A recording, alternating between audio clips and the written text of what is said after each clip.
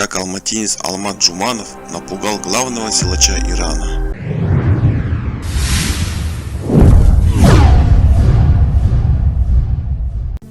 Сдвинуть с места груженный углем вагон или даже самолет, кажется, для алматинца Алмата Джуманова нет ничего невозможного.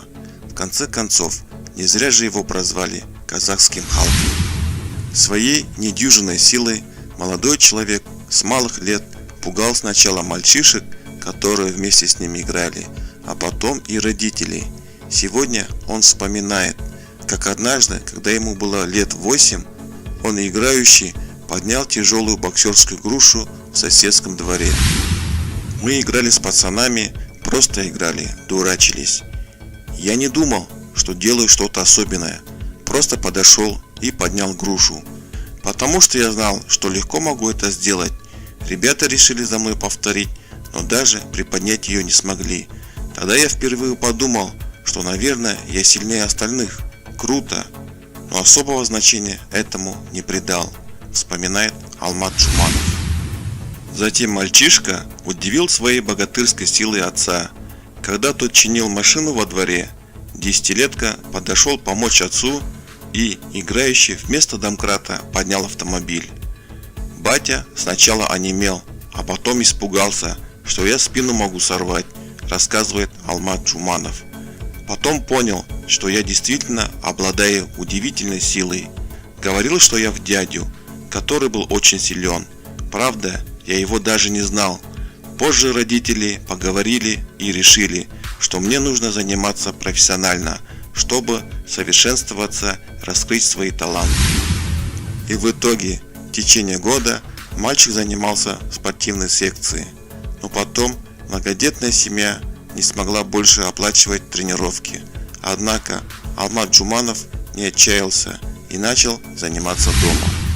Я так тренировался по 2 часа в день. Отец сделал мне дома турник, купил гантели.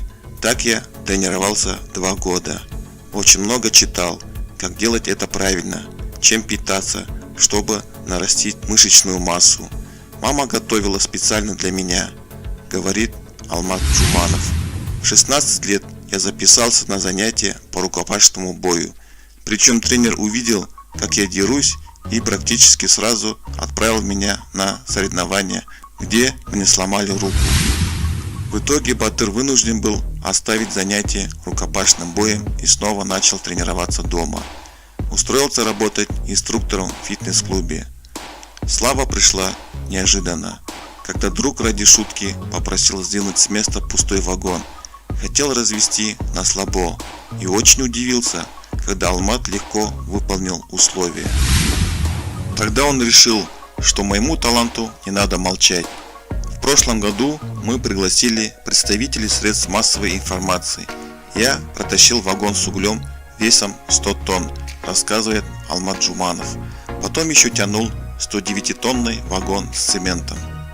Узнав о подвигах алматинского батыра, его пригласили в Нур-Султан, где Алмат Джуманов удивил всех тем, что ему удалось сдвинуть с места самолет. Тяжелоатлет привязал 26-тонное воздушное судно к поясу и намеревался протащить несколько метров. Однако воздушное судно практически не сдвинулось с места. Несмотря на это, Батыр не отчаивается. Тем более, слава о нашем силаче давно уже вышла не только за пределы города, но и страны. Меня хотел вызвать на бой силач из Ирана, чтобы доказать, что настоящий Халк он, а я самозванец. Он, увидев, как я дерусь, отказался, поделился богатырь. А мне действительно это несложно. Вес большой поднимать больших усилий не требуется и на здоровье не отражается. Только колени иногда побаливают. Спортсмен не только поднимает и тащит тяжелые грузы, но и с легкостью делает сердечки из гвоздей, которые в его руках словно пластилин, и этим покоряет сердца девушек. Если у меня есть силы, значит надо совершенствоваться. Тем более я подаю пример всем, кого тренирую в фитнес-клубе. Показываю, что если работать над собой, то все возможно, подчеркнул Алмат Джуманов.